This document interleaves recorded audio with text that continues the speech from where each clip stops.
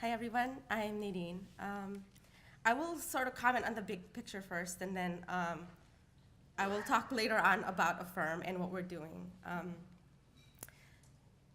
Thank you for having me. I'm not the best public speaker, and my voice shakes and my hands get again shaky.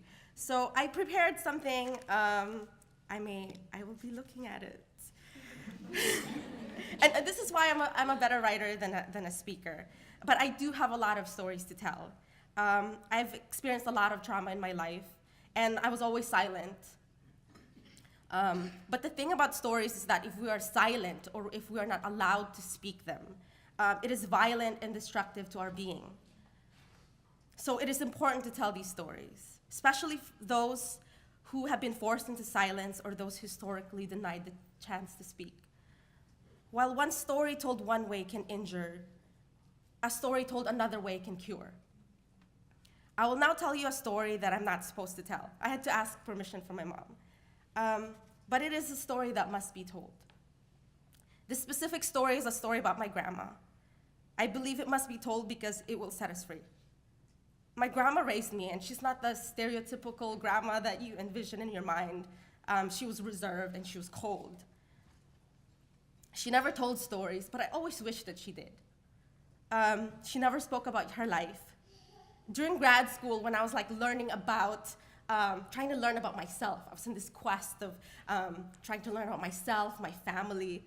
I wanted to know from my grandma, her childhood, who my grandfather was, because she never told me, and neither did my mom. She never told my mom. After begging her to tell me her story, she reluctantly told me. She said, "Nadisgrasya ak."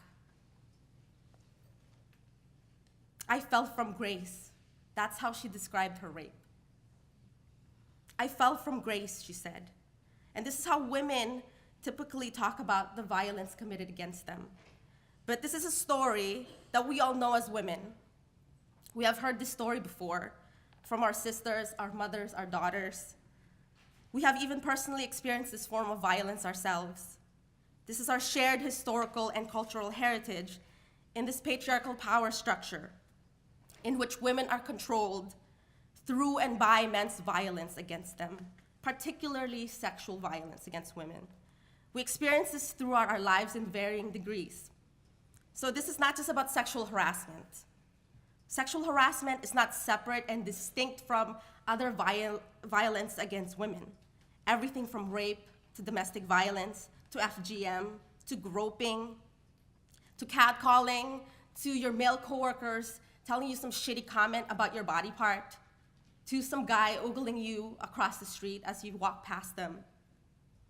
These are all manifestations of violence against women that must be eradicated. It is so embedded in our society, so normalized, not as visible as, say, racism. But this should not be normalized. We need to break the cycle of violence. We need to dismantle patriarchy in order to be free. Speaking out is a threat to this structural power called patriarchy. Women are punished for speaking out. The EEOC report said that 75% of employees who spoke out about workplace mistreatment faced retaliation. Those are scary odds. We are always asked why women are not speaking up. It is precisely because we know the consequences when we do. When women come forward about their harassment, abuse, or assault, we are picked apart by the world. We may lose our jobs, our livelihood. It's not just our lives on the line, it's our families, our children. Our reputation and character is also scrutinized, more so than the male perpetrator. This is also why the Me Too movement has not really reached Hawaii. It is the most expensive place to live with the lowest wages in relation to the continent. This means it is dangerously economically to speak up. This is also rampant sexism within a centralized power structure here in Hawaii.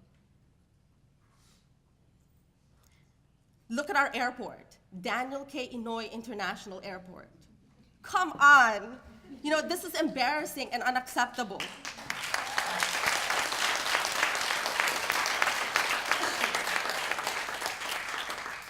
We named our airport after a sexual predator. What kind of message does this send? That we value abusers and that women's lives don't matter, let's change the name back.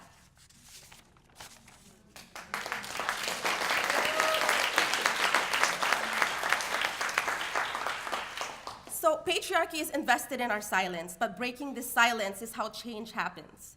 Women are starting to speak out now, inspired by those who spoke out before them. We need women everywhere from all levels of society to tell their stories. Let's unleash our stories into the world. We need a women's movement that supports this. And I will talk about the work of Affirm Hawai'i in the next round. Thank you.